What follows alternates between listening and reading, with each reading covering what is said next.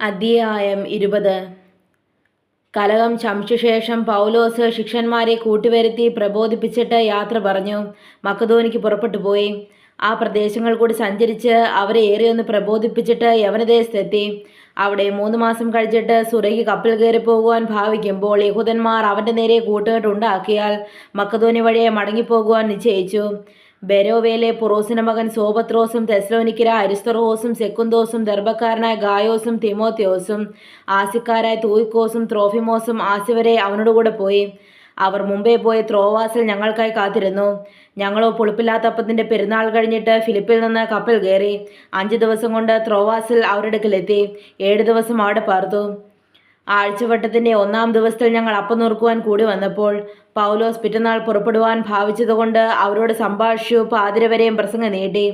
ഞങ്ങൾ കൂടിയിരുന്ന മാളികയിൽ വളരെ വിളക്കുണ്ടായിരുന്നു. അവിടെ യൂത്തിക്കോസ് എന്ന യവനക്കാരൻ കിളിവാതിൽക്കിലിരുന്ന് ഗാഠനിദ്ര പിടിച്ചു. പൗലോസ് വളരെ നേരം സംഭാഷിക്കാൻ നിദ്രാവശനായ 3 തട്ടിൽ നിന്നും താഴെ വീണു. അവനെ മരിച്ചവനെ എടുത്തുകൊണ്ട് വന്നു. പൗലോസ് ഇറങ്ങിച്ചെന്ന് അവൻ്റെ മേൽ വീണു. തഴുകി, ഭ്രമിക്കേണ്ട, അവൻ്റെ പ്രാണൻ അവനിലുണ്ട് എന്ന് പറഞ്ഞു. പിന്നെ അവൻ കയറി ചെന്നു അപ്പം നുറുക്കി തിന്നു. പുലരുവോളം സംഭാഷിച്ചു പുറപ്പെട്ടു പോയി. അവർ ആ ബാലനെ ജീവനുള്ളവനായി കൊണ്ടുവന്നു അത്യന്തം ആശ്വസിച്ചു. ഞങ്ങൾ മുമ്പായി കപ്പൽ കയറി പൗലോസിനെ അസോസിൽ വെച്ച് കയറ്റിക്കൊള്ളുവാൻ വിചാരിച്ച് അവിടേക്ക് ഓടി. അവൻ കാൽനടയെ വരുവാൻ വിചാരിച്ച് ഇങ്ങനെ ചട്ടം കെട്ടിയിരുന്നു. അവൻ അസോസിൽ ഞങ്ങളോട് ചേർന്നപ്പോൾ അവനെ കയറ്റി മിദ്രേനിലെത്തി. അവിടെ നീക്കി പിറ്റന്നാൾ ഖിയോസ് ദ്വീപിന് തൂക്കിലെത്തി. മറുനാൾ സാമോസ് ദ്വീപിൽ അണഞ്ഞു. പിറ്റേന്ന് മിലേത്തോസിലെത്തി. കഴിയുമെങ്കിൽ പെന്തക്കോസ്ത് നാളേക്ക് യെറുശലേമിൽ എത്തേണ്ടതിന് പൗലോസ് ബന്ധപ്പെടുകയാൽ ആസിയയിൽ കാലതാമസം വരരുത് എന്ന് വെച്ച് എഫെസോസിൽ അടുക്കാതെ ഓടണമെന്ന് നിശ്ചയിച്ചിരുന്നു. മിലേത്തോസിൽ നിന്ന് അവൻ എഫെസോസിലേക്ക് ആളയച്ചു. സഭയിലെ മൂപ്പന്മാരെ വരുത്തി. അവർ അവൻ്റെ അടുക്കൽ വന്നപ്പോൾ അവൻ അവരോട് പറഞ്ഞത്, ഞാൻ ആസിയിൽ വന്ന 1-ാം നാൾ മുതൽ എല്ലായ്പ്പോഴും നിങ്ങളോടുകൂടെ എങ്ങനെ ഇരിക്കുന്നുവെന്നും വളരെ താഴ്മയോടും കണ്ണുനീരോടും യഹൂദന്മാരുടെ കൂട്ടുകെട്ടുകളാൽ എനിക്കുണ്ടായ കഷ്ടങ്ങളോടും കൂടെ കർത്താവിനെ സേവിച്ചുവെന്നു എന്നും പ്രയോജനമുള്ളതെന്ന് മറച്ചുവെക്കാതെ പരസ്യമായും വീടുതോറും നിങ്ങളോട് അറിയിക്കുകയും ഉപദേശിക്കുകയും ചെയ്തുവെന്നും ദൈവത്തിങ്കിലേക്കുള്ള മാനസാന്തരവും നമ്മുടെ കർത്താവ് യേശുക്രിസ്തുവിലുള്ള വിശ്വാസവും യഹൂദന്മാർക്കും യവനന്മാർക്കും സാക്ഷീകരിച്ചുവെന്നും നിങ്ങൾ അറിയുന്നുവല്ലോ. ഇപ്പോൾ ഇതാ ഞാൻ ആത്മാവിനാൽ ബന്ധിക്കപ്പെട്ടവനായി യെറുശലേമിലേക്ക് പോകുന്നു.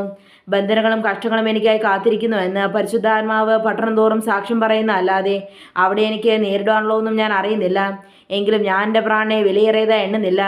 എൻ്റെ ഓട്ടവും ദൈവകൃപയുടെ സുവിശേഷത്തിന് സാക്ഷ്യം പറയേണ്ടതിന് കർത്താവ് യേശു എന്ന ശുശ്രൂഷയും തേക്കണമെന്നേ എനിക്കുള്ളൂ. എന്നാൽ നിങ്ങളുടെ ദൈവരാജ്യം പ്രസംഗിച്ചുകൊണ്ട് നടന്നവനായ എൻ്റെ മുഖം നിങ്ങളാരും ഇനി കാണുകയില്ല എന്ന് ഞാൻ അറിയുന്നു. അതുകൊണ്ട് നിങ്ങളിൽ ആരെങ്കിലും നശിച്ചുപോയാൽ ഞാൻ കുറ്റക്കാരനല്ല എന്ന് ഞാൻ ഇന്നേ ദിവസം നിങ്ങളോട് സാക്ഷ്യം പറയുന്നു. ദൈവത്തിൻ്റെ ആലോചനയോട്ട് മറച്ചു വയ്ക്കാതെ ഞാൻ മുഴുവനും അറിയിച്ചു തന്നിരിക്കുന്നുവല്ലോ. നിങ്ങളെ തന്നെയും താൻ സ്വന്തരക്തത്താൽ സമ്പാദിച്ചിരിക്കുന്ന ദൈവത്തിൻ്റെ സഭയെ മേപ്പാൻ പരിശുദ്ധാത്മാവ് നിങ്ങൾ അധ്യക്ഷരാക്കി വെച്ച ആട്ടിൻകൂട്ടം മുഴുവനെയും സൂക്ഷിച്ചുകൊള്ളുവൻ. ഞാൻ പോയ ശേഷം ആട്ടിൻകൂട്ടത്തെ ആദരിക്കാത്ത കൊടിയ ചെന്നായ്ക്കൾ നിങ്ങളുടെ ഇടയിൽ കടക്കുമെന്ന് ഞാൻ അറിയുന്നു. ശിഷ്യന്മാരെ തങ്ങളുടെ പിന്നാലെ വലിച്ചു കളവാനെ വിപരീതോപദേശം പ്രസ്താവിക്കുന്ന പുരുഷന്മാർ നിങ്ങളുടെ ഇടയിൽ നിന്നും എഴുന്നേൽക്കും. അതുകൊണ്ട് ഉണർന്നിരുപ്പേൻ. ഞാൻ 3 സംവത്സരം രാപ്പകൽ ഇടപെടാതെ കണ്ണുനീർ വാർത്തും കൊണ്ട് ഓരോരുത്തരെ ബുദ്ധി പറഞ്ഞെന്ന് ഓർത്തുകൊള്ളുവൻ.